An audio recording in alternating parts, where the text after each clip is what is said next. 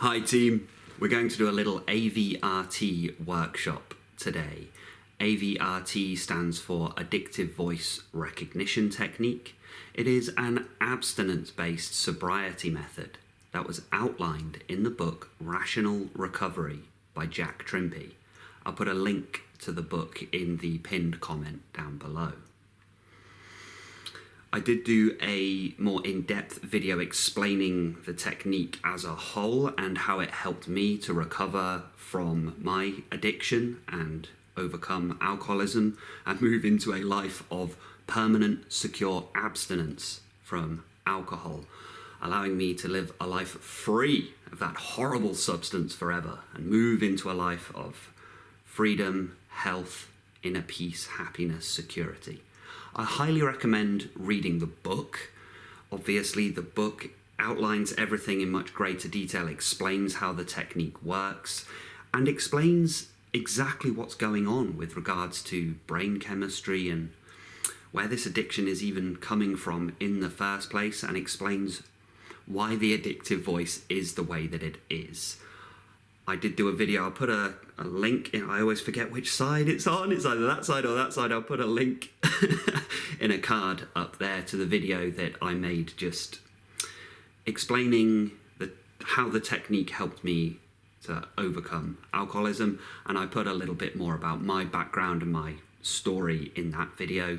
That's not what this video is about today. Today, I'd like to take a look at the more subtle activity of the addictive voice. I'm going to give 3 specific examples of this.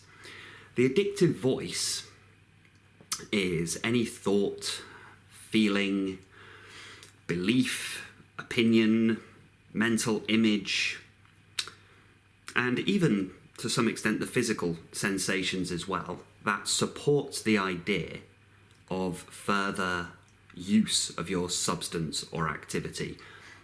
Just to clarify a little, because my background's with alcoholism and alcohol, when I speak on addiction today, that's kind of what I'm going to be referring to with my language the most often. But AVRT works for any addiction, any substance, any behavior. So if you're struggling with addiction with something other than alcohol, this will work, and it works perfectly. It really does. It's exactly the same mechanism, exactly the same principle. It's just the language I use when I say, I'll be using language such as drinking, alcohol, and alcoholism, but you can just substitute those words for using or whatever your activity that you're trying to cease is. So, the addictive voice is any thought, feeling, belief, mental image, physical sensation, emotion that supports the idea that you're going to continue drinking. So we have some very obvious addictive voice activity, particularly in the early days of sobriety and abstinence. Let's just do this right now. Let's just reaffirm something in AVRT that we call the big plan. Okay, so to yourself right now, you say, I will never drink again and I will never change my mind. And then you watch for the internal reaction to that statement. That is your addictive voice. You are already beginning to learn how to listen out for that voice. When you say to yourself, I will never drink again and I will never change my mind, you're going to have thoughts like, oh, you said that before, or, oh, it's not that simple. Now, that's the addictive voice. That is not your higher reasoning. That is not your rational, logical self. That is your addiction talking to you directly, trying to sow seeds of doubt, trying to get you to change your mind or doubt your decision, or sap your confidence. The addictive voice says, no, you can't do that. No. It's not that simple, not that easy. It's a far more complicated subject than simply deciding to never do it again. It's a very convenient opinion for your addictive voice to have, is it not? It's more complicated. It's not more complicated. It's not. And that's what we're going to be taking a look at. So I'm going to give 3 specific examples of more subtle addictive voice activity. But let's just take a look at some of the more obvious ones first. So in the early days of your abstinence, it's the addictive voice is going to try the usual stuff that it usually uses because it's had its way with you for so long. It just uses the more obvious, more overt attempts to convince you to go back on your decision. You've already made the decision. You've made the decision. I will never drink again and I will never change my mind. The addictive voice is going to have a lot to say about that and will continue to do so. All we do in AVRT is ignore that voice. That's it. So some of the more obvious attempts it will use. Let's say you're having a hard day at work. Tired, you're stressed, which is just normal life, right? You're just having a difficult day at work. The addictive voice just comes with this very vivid mental image in your head of your favorite drink, substance, activity, whatever it is. There's a vivid mental image of it. You might even have physical sensations of like salivating, and you get that sort of surge, this physical craving or urge, this surge of excitement, looking forward to it. And you feel a bit like you've been blindsided. You're like, what, where did that come from? And it can be quite demoralizing because you're like, I wasn't thinking about it just now, but now there it is. And it seems to be all you can think about for like, whilst that image is there. But in AVRT, we just recognize, that's addictive voice. There it is. That's the addictive voice. And we just recognize what it's trying to do. Just reaffirm that big plan. No, the decision is made. We don't do this anymore. We don't drink anymore. This is squared away. The decision has already been made. It doesn't matter what it's going to try and do to convince you. It doesn't matter what the AV says. It doesn't matter how convincing, how tempting, how threatening that this voice can be. It doesn't matter. The decision has been made and the decision is yours. Your behaviors are always in your control. All the addictive voice can do is try to get you to go back on your decision. It's just talking in your ear, but it has no power of its own. Now, the addictive voice, more obvious ones might be that you'll just have thoughts along the lines of, I'm finding it fairly easy to stay abstinent now, but what about later? What about the weekend? The weekend is coming up. What about my birthday? That's next month. What about if there's a situation where I'm feeling anxious or depressed and there's a load of alcohol around? What then? What then? You might think that's your higher reasoning. You might think that's your logical voice, but it's not. That's the addictive voice. We are learning to recognize the addictive voice. That's it. And don't engage in an argument. Don't engage in a conversation. It's not a negotiation. It's not a negotiation. It's not an argument. The decision has been made. It's not a...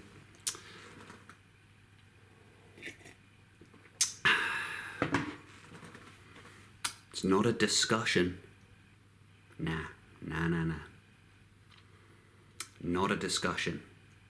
So when we are engaged in AVRT, we are recognizing the addictive voice. And that's it. You'll notice, really interesting, it's not addictive voice removal technique. It's not addictive voice recognition therapy. It's not addictive voice destruction technique. It's not even addictive voice healing technique. No. It's just recognition. That's it. That's all that is necessary. Just become aware. Just become very aware of all of the activity of the mind that is actually the addiction talking. We don't engage in an argument. We don't engage in a discussion. It's in some ways similar to, this is what I found. If you're standing your ground because you've made a decision when you're looking after a child. Let's say the child is demanding, it wants these sweets, it wants this bag of Haribo, for example, and is demanding, is saying, no, I don't, and is shouting, screaming, or like crying, or doing anything it can to get hold of those sweets. That's what the child is doing. But you, as the parent or caregiver, you know it's not the appropriate time for sweets, right? So you've already made the decision, no, that's not happening. It's not happening. You've just made that decision already. And you have to stand firm, no matter how... You can't give in, then, to the demands of the child, because that wouldn't actually even help the child. It wouldn't help you, it wouldn't help the child, it wouldn't help that relationship. You have made a firm commitment, you have made the decision, and you stick to it. And you know, if you've ever done this and you've been through this, you know that if you just stand your ground and hold strong in your decision, eventually the child goes and puts the sweets back on the shelf, and it's just like, and it can happen like that. It can happen really rapidly. The child just goes, okay, right, this isn't going to work then, and then just goes and focuses on something else. It's just an example of kind of how this kind of works. And that is quite a powerful example, really, because you know that it won't work to engage in an argument with the child. The child is not going to be rational or reasonable. You don't engage in that argument because that's only going to go one way. If you engage in the argument, you've lost the argument. This is how it works with the addictive voice. If you engage in any discussion, you've already lost. If you engage in arguing with the addictive voice, you have already lost the argument just by the fact that you've engaged with it. Just ignore it. Recognize, oh, that's addictive voice. Not interested, thanks. Not today. Well, no, whoa, no, not ever again. You see how subtle it is? Just recognise it right there. That is AVRT in practice. That is AVRT in the field. Just had to catch myself there. I said, not today, AV. Whoa, hang on a minute. No, it's not today. It's not ever again, the big plan. I will never drink again, and I will never change my mind. The AV quite likes this idea of not today. Or, yeah, you can stay sober just for today, right? That's addictive voice activity. Subtle. And that's what I wanted to talk about today, some of the more subtle aspects of the addictive voice. The first one I wanted to speak on here is one I've mentioned before, which is this fear that creeps in. Perhaps even in kind of, when you've had a little bit more time abstinent, could be getting into 3 months, 4 months, 5, 6 months, even years. But there is this persistent background fear. What if? What if? What if I can't keep this up? What if I go back? What if I go back to the addiction? What if this happens? What if this works right now, but what about the future, right? Fear. And this was one of those areas of the addictive voice that was very eye-opening for me, very eye-opening. Because for a long time I kind of had that background fear, and I assumed that it was actually my higher logic, my higher reasoning. You know, it's like almost, it's good to be kind of cautious. It's good to be worried. It's good to be worried about addiction, because that kind of, I felt maybe in some way it kept me vigilant, or it kept me thinking about it, and that's a good thing. But nah, it came as like quite a big revelation. There's just this like, whoa, huge surge of liberation and freedom as this fear fell away upon the recognition, oh, that's addictive voice. That fear, the fear of relapse, we don't like the word relapse in AVRT because it implies that addiction's a disease, and it's not. So this fear of relapse, or this fear of going back to your addiction, That's addictive voice.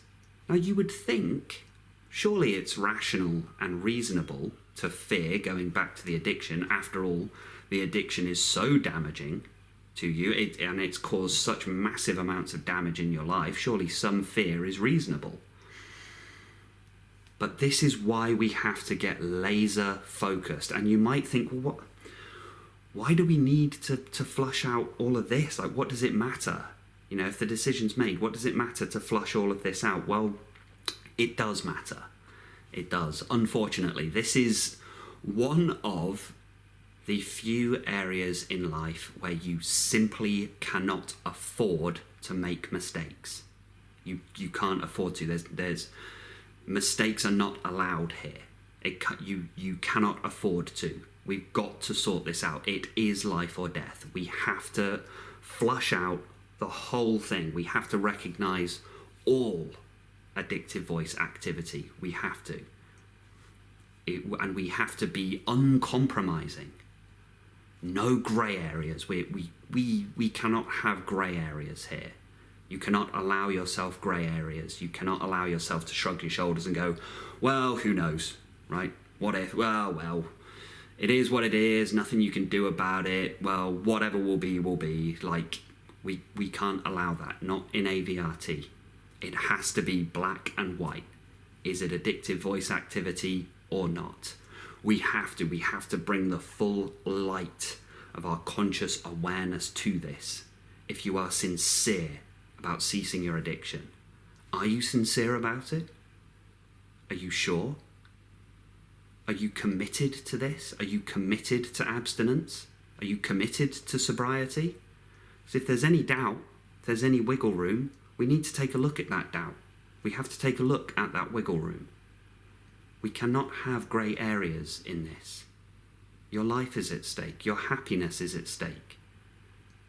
The safety, security, and comfort of yourself and your loved ones is at stake. We cannot permit ourselves to be lazy in our conscious awareness of flushing out this addictive voice. We cannot allow grey areas. We cannot allow... We can't allow it to keep running in the background like this. The addictive voice loves shadowy parts of our consciousness. It loves to reside. It sits there festering in the doubt, in the confusion, and in the fear. We are going to end this confusion right here. So the fear, what if I go back? What if I go back to my addiction? That is addictive voice. Why is that? Well, why would you fear something that you know you're not going to do?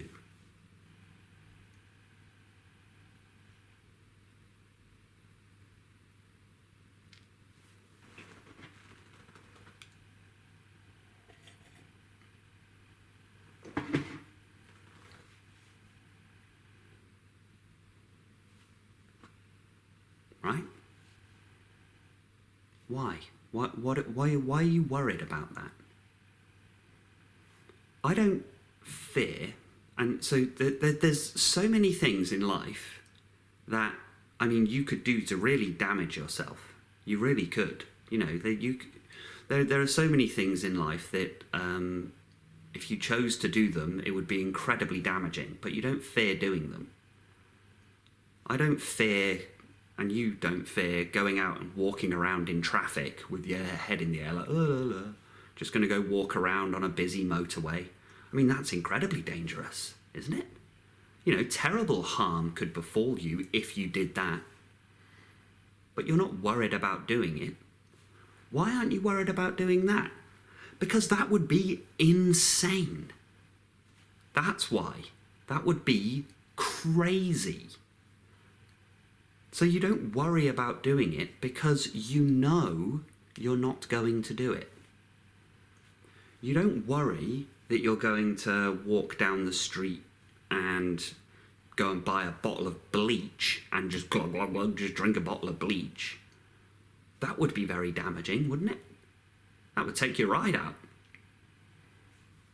But you're not worried. There's no fear. You don't spend your days worrying that that's going to happen.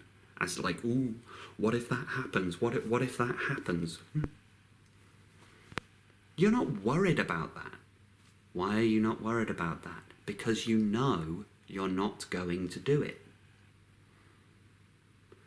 So if you've made the big plan, I will never drink again and I will never change my mind,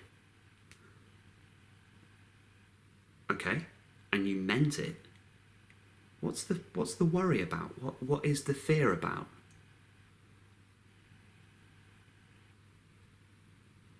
This is powerful AVRT now. This is it. This is tough, I know, okay? Because your mind is going to be like, oh yeah, but what about?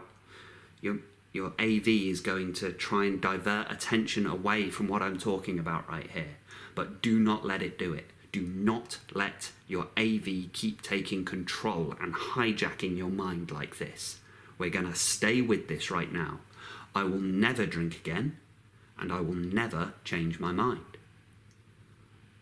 Oh yeah, but what about... Right, now we've seen it. We've seen it. That's it. Recognized. You have recognized the addictive voice right there. If you've made the decision and you meant it, there's nothing left to worry about. There's nothing left to fear because the decision has been made.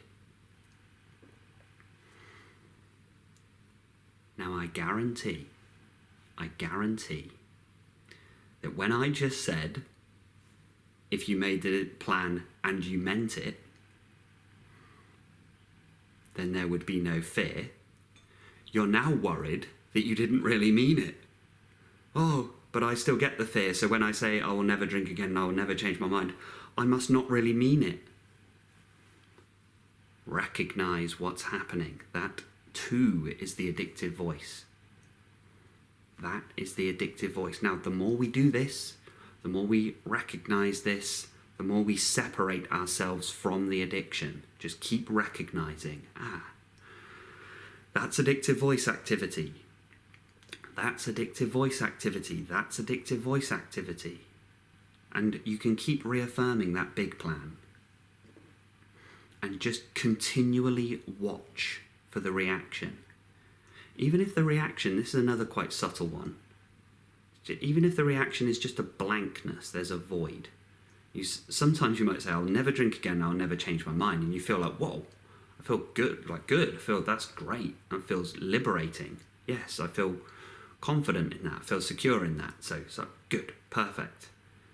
And then other times you might say it, and you don't feel anything, it's just numb, it's just void, blank. That numbness, that void, that blank, that could be AV as well. Could be. So the fear of the what if, oh, well, I'm sober today, but what about tomorrow? What am I going to do? That's addictive voice. It's not your higher reasoning. It's not your rationality. It is not your logic. It is not the neocortex rational part of the mind, logical part of the mind that's saying that. Because it's not rational to fear something you're not going to do. You are always in control. Always. Addiction is not something that happens to you. You haven't become afflicted by addiction. It's a behavior, a repeated pattern of behavior. You are in control. You can cease that behavior and cease it today. Now, that's it, done. Ticked off, squared away, we're never doing that again. That's it. And any doubt, any confusion, any fear, oh yeah, but what about this? It's not that simple, it's it. You see, it's the addictive voice. When you recognize it, you are safe from the addictive voice because it can only try to convince you. It can't take control of you. It can only try to convince you. But you are always in control. You are in control of your behaviors. You are in control of your actions. You are in control of your decisions. Despite the convincing blah, blah, blah, blah, blah. Yeah, of the addictive voice. Then, and it will. We have to accept that it's going to do that for a while. But just like the child demanding sweets, you stay firm in your decision, eventually it will go away. And it does. I can attest to that true in my experience. Eventually, it just doesn't bother you any longer. It just goes away. But it'll only do that if you stay firmly committed to your big plan.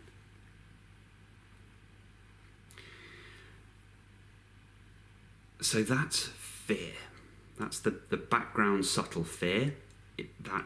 It's masquerading as logic. So we have to understand that's what the addictive voice can do. It can pretend to be rationality. It can pretend to be logical. So that's why we need to be very laser focused. Very laser focused.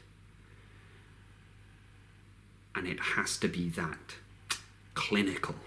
It has to be. Black and white. No grey areas. The AV loves a grey area.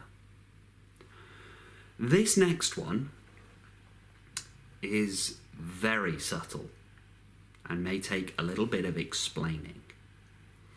And as I go through this is why this is like a workshop right here, and as like a little seminar. Stay active with me here. See if you can try to flush out what is addictive voice and what isn't here. And the answer might be quite surprising. So this is quite a surprising one. It's very interesting. To use an example from my experience, my lived experience in life, I was working as a gym instructor in my early sobriety. This was part of my kind of recovery, my transformation. I had a radical transformation. I transformed my physical fitness and health. I was transforming my mental health and well-being. And I was learning how to become abstinent from alcohol by utilising AVRT and going to talking therapies and things along those lines. That was AV. I learned how to become abstinent from alcohol through AVRT. The talking therapies was for my anxiety and depression, but anxiety and depression had nothing to do with my addiction. Right? I learned how to become abstinent from alcohol through AVRT alone. The talking therapies were for something else. You see, keeps trying to get in there. Man, oh man, subtle. So I was working as a gym instructor. It was part of my transformation as I'd been enjoying my physical training to lose weight, to recover from obesity, and I was enjoying it so much I decided to start working in a gym. And this is still early days, so this was still within the first year of my sobriety. And I was trying to figure out, like, oh God, that first year, man. What's that? Oh, it's a bit of thread. Cheers, bear with me. I'll put an advert in here. Let's take a break. That first year of sobriety, so many ups and downs, and there was so much confusion as I was trying to figure out exactly what was AV, exactly what was addictive voice. I was trying to just learn the ropes, basically, just really trying to practice this technique, figure out how this works. And here's one of the most surprising ones for me, the most eye-opening ones for me. So I was working at this gym, and it's within walking distance of my house, so I would walk to and from work. And there were two routes home that I could take to walk home. And one of them was a lot shorter, only took 10 minutes, and the other one was a lot longer, took about 20 minutes. And on the shorter walk, there were 2 off licenses that I would pass on the way back. Now, I think in America, I know I've got some American listeners and American audience. I think you call it a liquor store. We call it an off license. It's like where it's basically a place that sells alcohol, a corner shop that sells alcohol. Liquor store off license. And there were 2 of them on the way back. Now, I was firmly committed. I'm staying sober and staying abstinent. But I noticed, so I'd finished my shift at work, long day, hard day. Obviously, I was going through this kind of recovery from anxiety and depression at the same time. as well as my dieting and fitness and stuff. It's like exhausted and everything. And obviously, tired, I'd be walking home, the shorter walk, and I would notice the off license is there. And it kicked up a huge amount of addictive voice activity. You know, like, you know, there it is. Previously, my habit was long day at work, tough day at work, bit tired, bit stressed, bit whatever. Great, on the way home, just stop at the off license and pick up some booze, right? That was my previous habit. But this wasn't happening anymore. I was walking home, walked past the off license, and suddenly there'd be those cravings, those urges, just images in the mind, like trying to convince me, like, oh yeah, but wouldn't it be, you know, and you'd see the signs outside, oh, you know, there's that lager for, you can get 8 cans for just £6 today. It's like, what? Oh, okay. And I noticed, wow, the addictive voice was really chatting away as I would walk past. I was like, wow, okay. Now, it was very good practice, actually, for addictive voice recognition techniques. I could see very clearly exactly what it was doing. But I was learning AVRT at this point, and I was thinking, right, okay, so, and this is where we gotta get laser focused. Let's workshop this right here. Put yourself in my mentality. Put yourself in my position there. Put yourself in my experience of life at that time. I could either go the short road home, 10 minutes, and pass the off licenses and go through all that addictive voice activity, or I could go the longer route home, 20 minutes, and there were no off licenses on that way back, no shops at all. It was up and down a few hills, but it took 20 minutes to go home.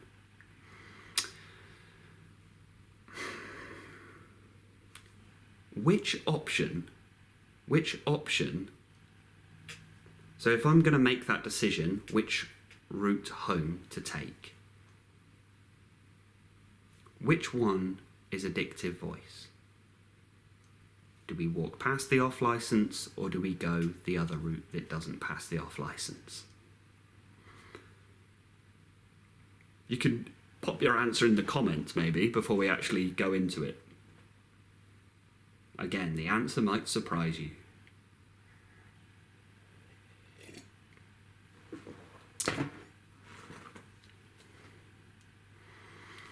You see, you would think that going the longer road home is the right option to take, and going the road home with the 2 off licenses, if I made that decision, surely that's the addictive voice, because it's trying to get me to go in the area of the temptation. But it's not. And if you understand this, you will have gone to the highest level of AVRT that is even possible. The addictive voice would want me to take the longer road home without the off licenses.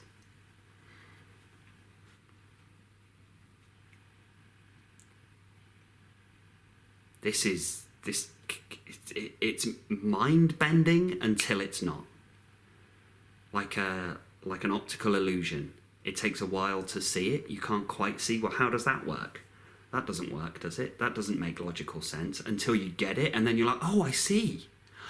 I see. I get it. And once you get that aha moment, that's when we are really building solid foundations for your abstinence from alcohol, is when we get those aha moments. So stay with this right now, and we're going to stay with it until we get it, right? Why would the addictive voice want me to go the longer road home to avoid the off licenses? Why would it want to do that? Because it implies that there is still some doubt. It implies that there is still wiggle room. It implies that the decision has not been made. But the decision has been made. I will never drink again, and I will never change my mind. So it doesn't matter if there's 10 off licenses on the way. It doesn't matter.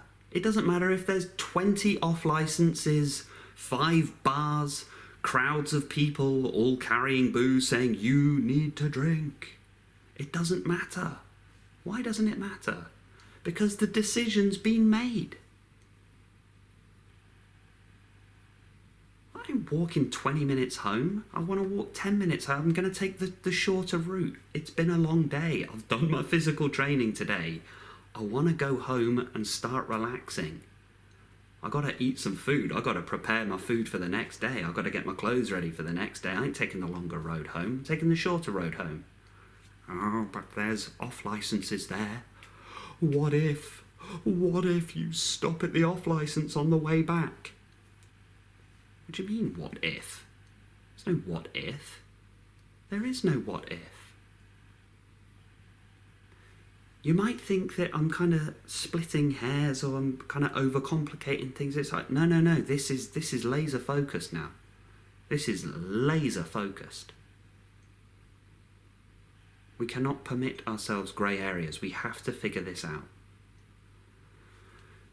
Now, once that intuition hit me like a bolt out of the blue, and we get this thing in AVRT called the abstinence commitment effect, where you're like, whoa, the liberation, the freedom. Because think about how your freedom is limited if you're under that fear. So, oh, now I've got to go the longer road home because I need to avoid the off license. I need to avoid the pub, right? You see how that's not freedom, is it? That's not freedom. That's not liberation. That's not abstinence. It's not. Because you're still under the influence of the addiction. Because it's making you make certain decisions that aren't the right decision for you. You're still being influenced by it. But if you're securely abstinent, what does it matter? There's 2 off licenses, great, I'm just going to walk straight past them. And yeah, oh yeah, there's the AV again, blah, blah, blah, blah, blah, yeah, of course, yeah, whatever, doesn't matter. Just go straight home, yeah. Just don't engage in the argument. Don't engage in the discussion. It's recognised, and we just go. And then, as the months and years passed, it just wasn't on my mind anymore. Didn't even notice. Don't even notice off licenses anymore. Just do not notice.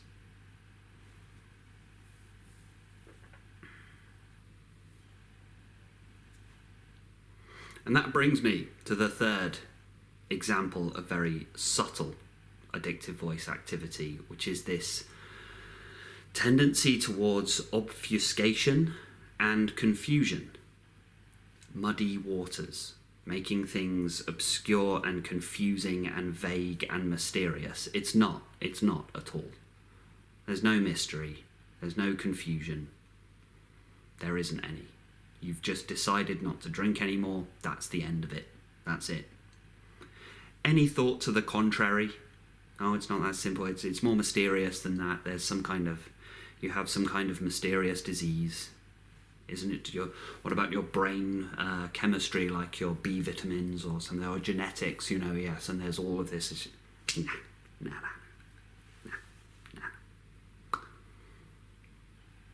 Confusion, obfuscation. It's all a load of rubbish. Right load of bunk.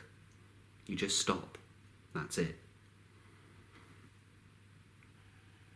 There's not really much more to it than that. It's one of the reasons why I don't make many videos on AVRT. I want to, because I know that people need to hear this, and they resonate with it when I speak on it, but there's not really that much to talk about. I'm just repeating the same thing over and over again, essentially. Just different ways of talking about it. But if I talk too much, I'm actually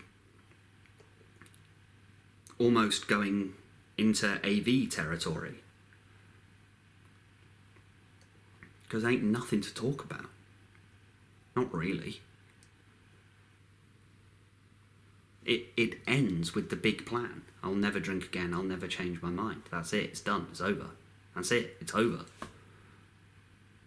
The AV doesn't like that and has a lot to say about it. Has lifetimes of stuff to say about it, but we're not interested in what that's saying anymore, are we? Just not interested. Got a life to live, got stuff to do. Time to re-engage with a normal, healthy life, thanks. That's better. Whew. What a relief. What a relief to leave that whole weird addiction thing behind. Okay, that's done. That's done. It's over. But what about this? What about... No. That's why it's kind of hard to speak on it too much, because it's like, well, it's just not that confusing. It's incredibly simple, AVRT. Now, I know from experience, okay, simple, yes, easy, no. I know that's where we come into a bit of difficulty, because I can remember how tough it is. So I'm not trying to be kind of cold or too clinical or unkind. I know you go through a lot. I know you're suffering. I know you have suffered terribly. I know there's a lot of incredibly strong emotions, particularly in the early days of abstinence. I know, okay? Yep, suffering. Very real suffering. I'm not saying your suffering doesn't exist, it does. You suffer terribly. You have suffered terribly and continue to suffer. I know. So easy is different, okay? But simple, yes, simple, very simple. Very, very simple. You make your decision, commit to it, and whatever comes next is whatever comes next. Does life become a breeze? Does life become easy? No. Life is life, with all of its ups and downs. Only now you're starting to live life on life's terms.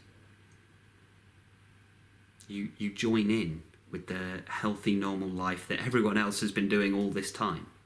And it's tough, it's rough, okay? But that's different. All of the problems relating to addiction are now over, and anything that kind of remains, because there could still be things to sort out and difficulties with, to sort out with work, relationships, health, all of that, okay? But still, that's going to remain for a bit, but you've made your commitment now, you've made your decision. So all of that can just begin to fall away, go into the background. Simple. So simple. It's done. Just be willing to face life on your own natural resources, your own natural healthy energy. Just on...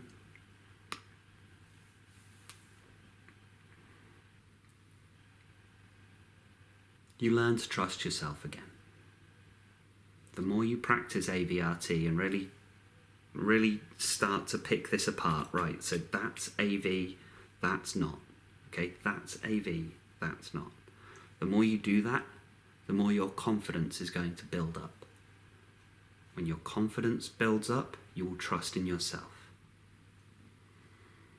There's no need for this confusion. And I really do start trusting yourself, because in the early days of abstinence and sobriety, we're very vulnerable. Very vulnerable. You're filled with doubt, confusion, fear. There could be loads of things. Shame, regret, horror. You've probably not got much resources in the physical aspects. Your money's probably your finances taken a hit. Your health has taken a hit. You're lost and confused. Mentally, physically, emotionally, everything's taken a hit. You're in quite a vulnerable position, quite a weak position. It sucks. I know all of this from experience. It sucks. All right? It really does. You have to be still able to just continually trust yourself, trust your higher logic, just recognize what's happened here. A level of self-honesty and acceptance that, okay, something really terrible has happened here. I've made some terrible mistake in my life. I've gone down a very dark path. I've made some terrible decisions. It happens. You know, we're not going to wallow in shame forever about this, but we do need to recognize, right, I done mucked up. I bungled it. I had to do this. Messed up. Real bad. I was an alcoholic between the ages of 18 and 28. They're your prime years. They're the years you should be setting things up. You should be learning and growing. You should be maturing during those years.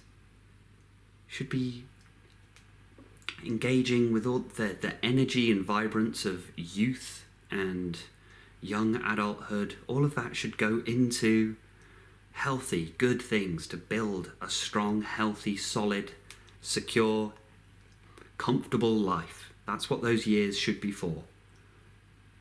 I didn't do that. I did the...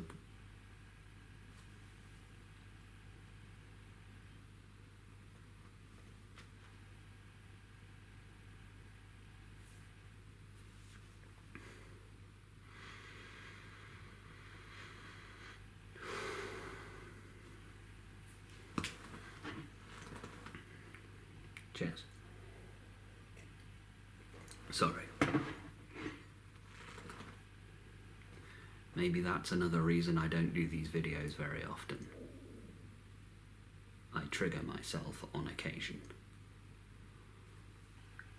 But that trigger's got nothing to do with addiction. That's the emotional trauma that gets triggered, that fight or flight trauma response that gets triggered.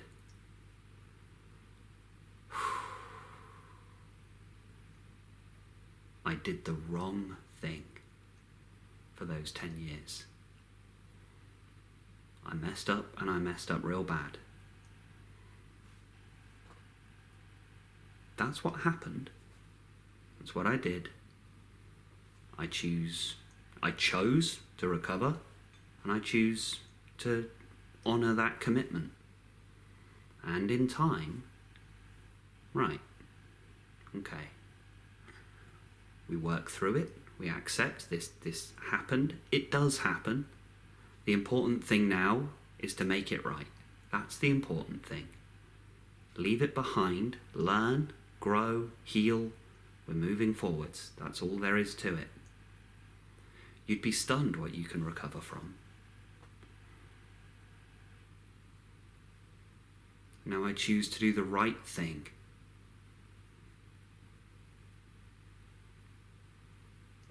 Because I would want, at the end of it all, when all is said and done, by the end of my life, I'd want to say that in the end, overall, I did the right thing. I made the difficult decision. I did the hard thing, the tough thing. The comfortable thing would be to stay in addiction forever.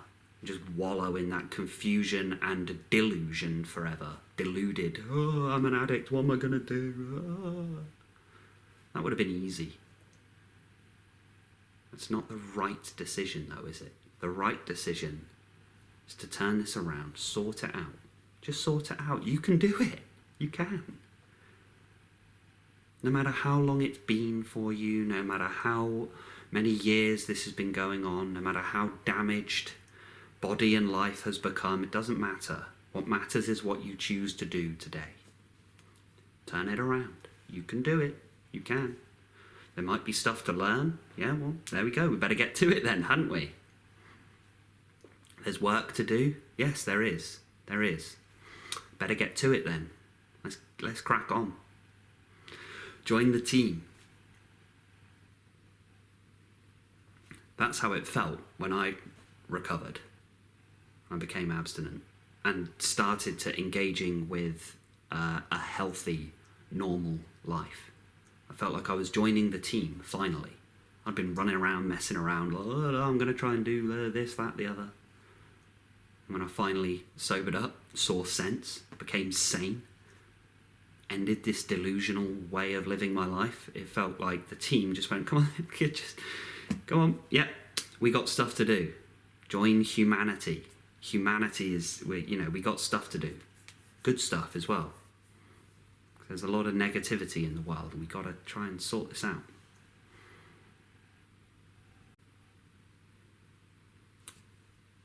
Simple. Very simple. Just do it. There's confusion, obfuscation, mystery. And obviously I don't like throwing shade at other recovery methods, because I'm sure, I guess, different things work for different people. However, having said that, you have to wonder why people feel the need to keep talking about it in very confusing and vague ways for their entire lives. Despite the fact that they stopped drinking years ago, they still call themselves alcoholics. Isn't that a bit odd? How can you be an alcoholic if you don't drink? So this idea, well, just because I don't drink but I'm still an alcoholic, what do we think that could be?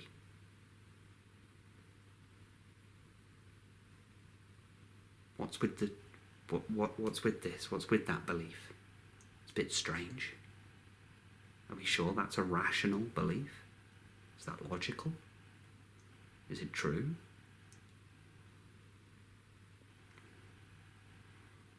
Nope.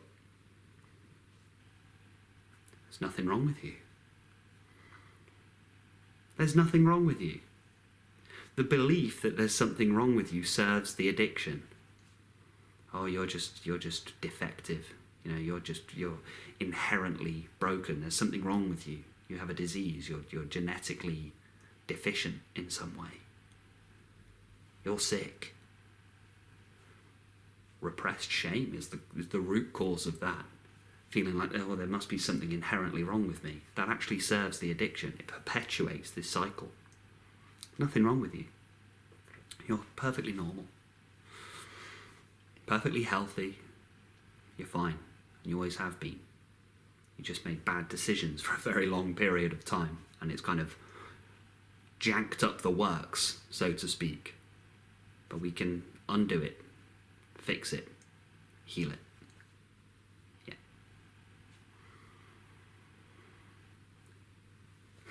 Just last point on the confusion thing and the obfuscation thing. I remember in the early days, because I'd been obviously went to the doctors to help me with my health and stuff, because obviously my kidneys were wrecked, my liver was wrecked, cholesterol was high, blood pressure was high, I was obese. I needed to get some help from the doctor. I was like, what is going on? They needed to do blood work, see how bad the damage was.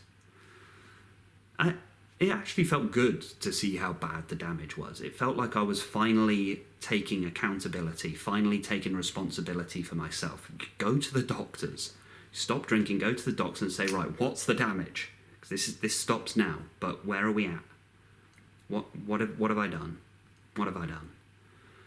And so I was kind of wrecked, physically speaking, and obviously I was talking to them about the alcohol, and so they kind of put me in touch with these services, the alcohol addiction counselling services. But I was learning about different self-help recovery methods as well, and that's how I came across AVRT and rational recovery.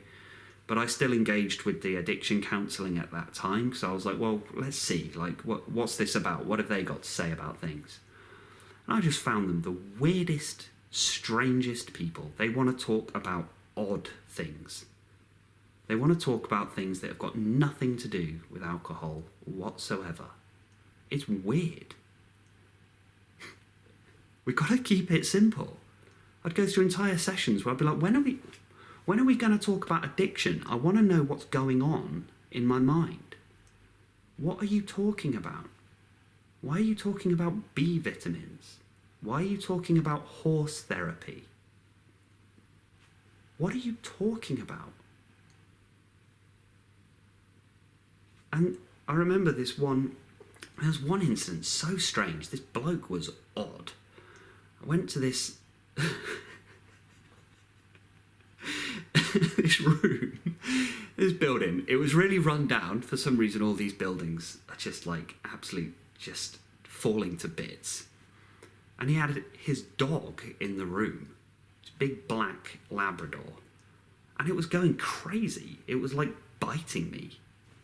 Yeah, weird. I should have reported it. When I look back, I think I should have reported it. And he was a very strange bloke, and he kept saying about how, I was saying I don't really think addiction is a disease. It doesn't make sense because it's a behaviour. So how can it be a disease? It doesn't fit the criteria of a disease. It doesn't. He was saying no, but disease means dis-ease. That's what disease means. It means dis-ease. And I was like, well, you're obfuscating. You're making this more confusing than it needs to be. That's not the definition of disease, is it? That might be its etymological root, but that's not the definition that we use. So, it was about halfway through that appointment with this dog going crazy on me. I was like, mate, can you get your dog out the room? And he was like, no. He was saying that he's not supposed to have the dog in there. And he was like bragging about it. I was like, yeah, I can see that. You're this is a professional building. Why do you have your dog in here? And he was saying, oh yeah, well, I'm not supposed to. He was like, I got one over on the system there. And he says what he does is he uses all the manipulative tactics that he learned when he was an addict, because he'd been an addict to opiates before. He was like, I'd use all these manipulative, underhanded tactics to just get my own way. I was like, mate, you are a horrible person. Anyway, about halfway through, I was like, right, I'm never coming back to this dude again. I wonder if you've had any experiences like this with these so-called professionals. If you have, whack it in the comments, because it's good to share these experiences. This can't be an isolated incident, I'm sure. It's just strange. Anyway, towards the end, he was trying to give me all of this paperwork, folders and folders of things that I needed to fill out, and they were like personality quizzes and loads of like forms I had to fill out and things like that, and all these materials and like book after book of like these leaflets and pamphlets and tons of AA material, obviously, and all of that sort of stuff. Like, here you go. And I was like, what is all this? I don't need any of this. What's this? Confusing, overly complicated, overly bloated, and all of that. The guy and his dog and his weird stuff, all of that is AV, all of it.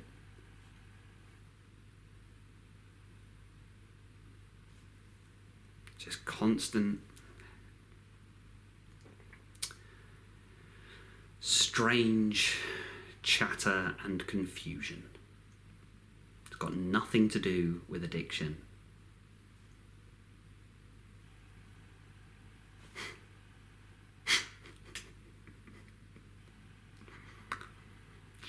I think that's everything for today. There's 3 of the more kind of subtle ways the addictive voice can persist despite the big plan. I just wanted to speak on that as a method for bringing some awareness to how the addictive voice can still persist in very subtle, shadowy ways. Remember, the addictive voice loves the grey area.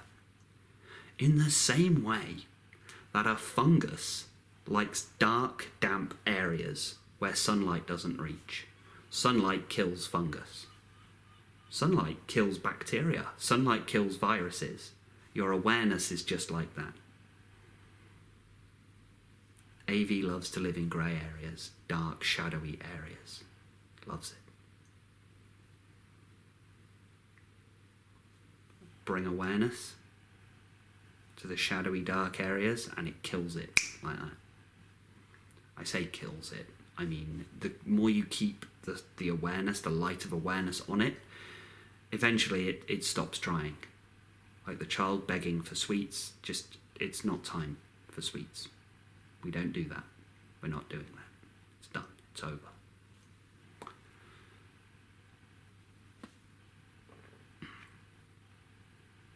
Thank you so much for watching, team. If you have gotten anything out of this video, you find it useful, find it of any benefit, feel free to whack that like and subscribe button. It really helps me and the channel out. If you feel like supporting me, I can use every donation that I can get, because I am, I won't go into that. But there's also the channel memberships as an option. Again, if you want to support me in my work, it really does help me out. And a massive thank you to all the channel members that do pay the monthly subscription to gain access to some of my exclusive guided meditations and talks. And hey, I've got a Discord chat room as well. So if you join the channel membership, you can join the Discord chat room. We can talk through some of the AVRT based abstinence method. And we can talk about our experiences a little if we find that useful and beneficial. That's everything for today, team. Thank you so much for listening. Hope this video finds you well, in good health, peace and prosperity today. Take care. Be well. Stay present.